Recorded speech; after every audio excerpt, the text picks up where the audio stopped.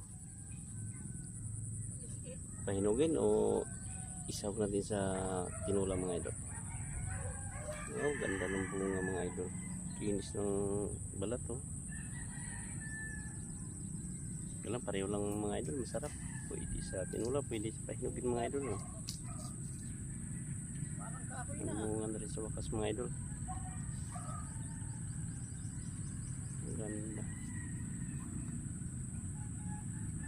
Oh, ang ganda ng bunga.